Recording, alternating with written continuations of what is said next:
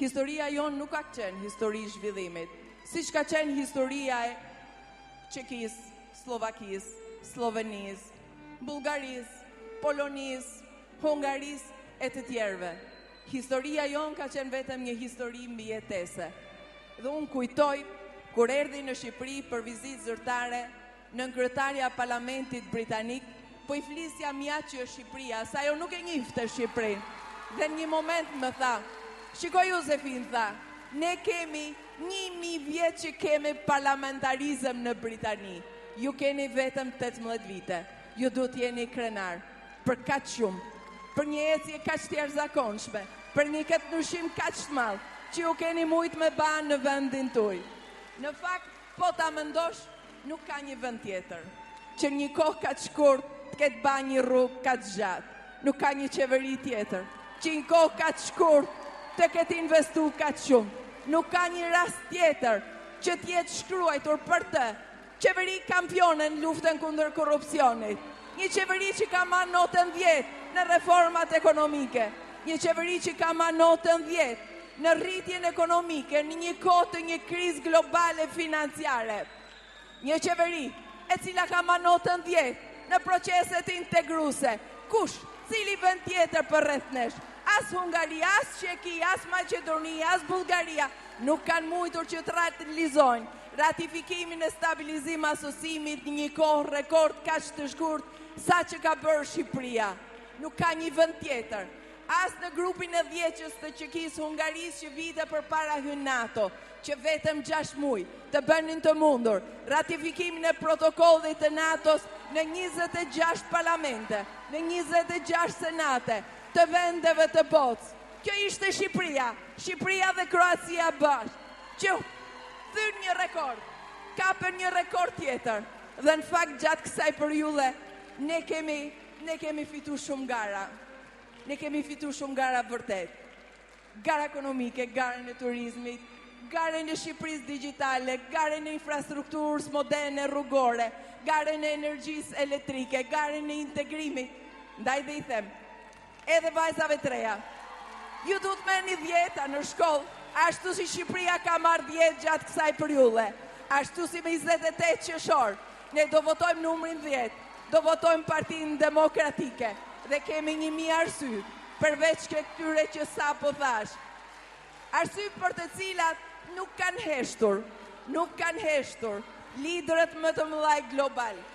Nuk është gjë e thjeshtë të dëgjosh presidentin e Shteteve të Bashkuara të Amerikës që të thotë se Shqipëria ka bërë reformat jashtëzakonshme. Nuk ndodh shpesh, me besoni mu që i njoh mirë ndërkombëtar, që Angela Merkel ti thot kryeministrit Shqipërisë se unë të admiroj se ti po merr shpërblimin e reformave të guximshme që ti ke guxu të marrësh kundër korrupsionit dhe në fushën fiskale dhe ekonomike. Nuk ndodh shpesh, ndodh shumë rrallë. Bile mund të mos ndodhin fare që Sarkozy të thot, unë do t'jom shtes në procesin e dorëzimit të kërkesës për statusin e vendit kandidat. Fakti që vetëm 4 ditë përpara shumica europianëve votuan për Qendrën e Djathtë, votuan për Sarkozyn, votuan për Angela Merkel, votuan për Berlusconi, votuan për shumë kryeministra të tjerë, të cilët kanë qenë këtu në Shqipëri, të cilët na kanë mbështetur ne, të cilët e njohin dhe janë miq personal të Sali Berisht, të Partisë Demokratike, të gjithë neve. Është një fat i madh për ne shqiptar për të vazhduar në 4 vjeçarin e ardhshëm, edhe në procesin e integrimit, në vitin e ardhshëm, edhe në heqjen e vizave dhe në fund të mandati ardhshëm, siç e thot kryeministri, duke e lënë Shqipërinë gati, nuse, për të bërë antare e Bashkimit Evropian.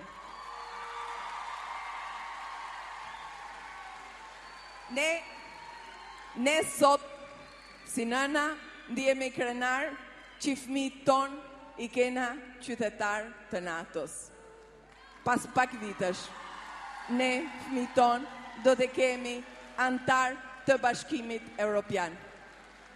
Unë për para 20 vitesh, ashtu si Cecilia Priush, nuk kisha ëndër më të madhe, më të guximshme, më të parrirë, më të paimagjinueshme, se sa qifsha fëmin tim, se sa qishëm mikun tim, se sa qifsha komshin tim, qytetin tim, vendin tim, që të bëhet antar të këtij komunitetit jashtëzakonshëm të vlerave.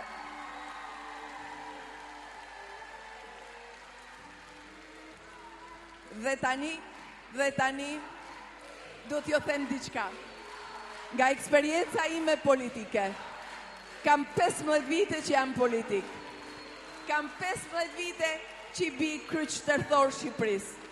E njoh vendin tim në çdo plam, e njoh vendin tim në çdo cep, e njoh vendin tim në çdo hall, në çdo problem, në çdo nevojë që ai ka.